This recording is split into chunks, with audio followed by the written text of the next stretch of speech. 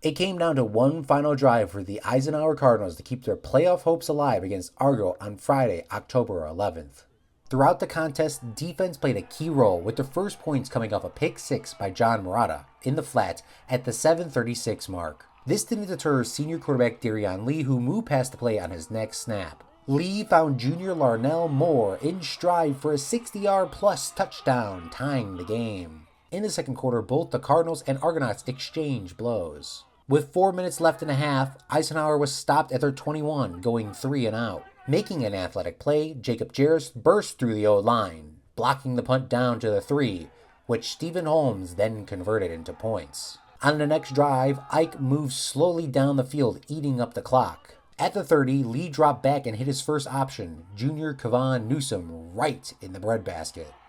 A high snap prevented Ike from tying the game before halftime, leaving it 14-13. The excitement kept the game scoreless throughout the third quarter and deep into the fourth. There were interceptions, fumbles, and several close stops, the most notable coming from Illinois commit Andre Lovett Jr., who cracked the quarterback on fourth down, giving Eisenhower one final chance with just 1 minute and 30 seconds remaining. The 9-play drive consisted of accurate passes by Lee, who targeted each sideline. After burning 70 seconds, Lee looked left, then scrambled to his right, and threw on the run, finding Newsom on the edge, who fell down at the 3-yard line.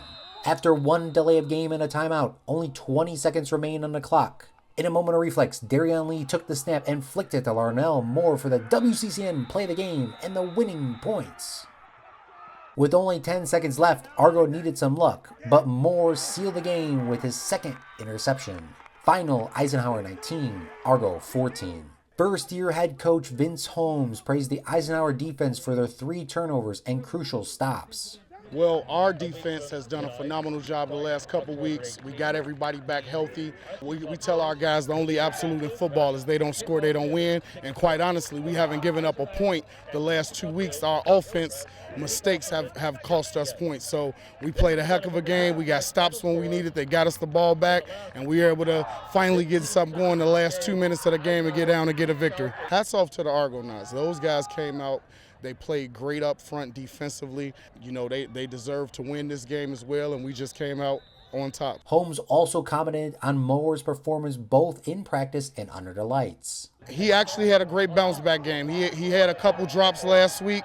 We were on him all week. It was a crazy week. We had SAT testing, half days, but the kids locked in. We had a 6 o'clock practice yesterday, so this is the craziest week in the world, the craziest game in the world, and big players make big plays in big games, and that's what he did for us today. The WCCN Player of the Game was junior wide receiver and defensive back Larnell Moore, who had 2 interceptions and 2 receiving touchdowns. He reflected on the matchup, his game-winning touchdown, and Coach Holmes. Well, my mindset coming to this game is I just play for my team, do my job on the field. I know stuff got rocky around during the game, but I know deep down inside we're going to execute and just keep playing as a team. When stuff go down, Coach always tells us to keep fighting. We the fighting Cardinals, so we just got to keep that going into next week game. It's just go through my mechanics, high punt the ball, catch it, get my feet down, everything. I felt good getting that for my team, getting it down for everybody, and just put the game away. That's what it's all about. Star players do star things. The way he care about us, he really sit there and care about us and talk to us and let us know, like, if we having a down day, he'll sit there and talk to us. He really care about his kids just more than this, just football.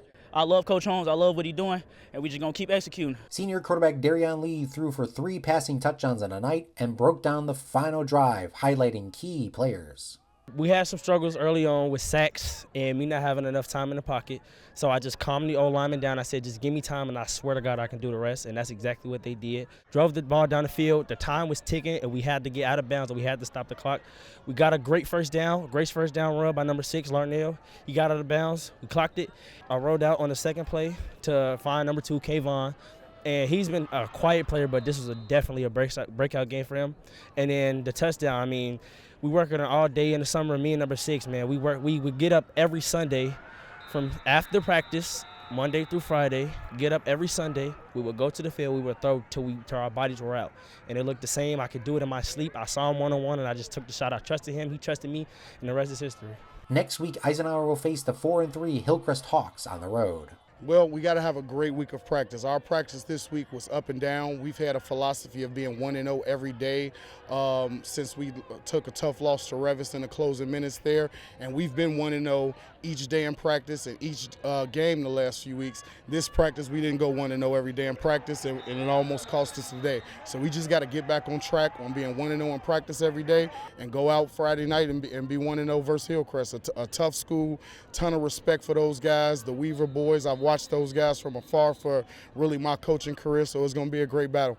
I'm Claude Martinez reporting for Will Cook County News.